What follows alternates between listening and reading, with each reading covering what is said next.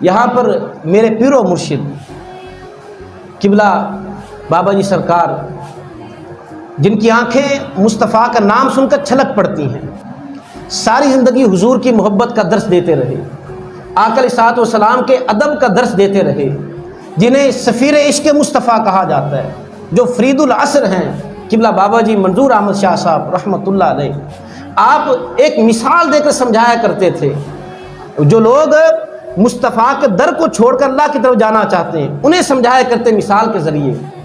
آپ فرماتے کہ لوگوں سنو، سورج اصل ہے، روشنی بعد میں ہے، چاند پہلے ہے، چاندنی بعد میں ہے۔ سورج ہے تو روشنی ہوگی، چاند ہے تو چاندنی ہوگی۔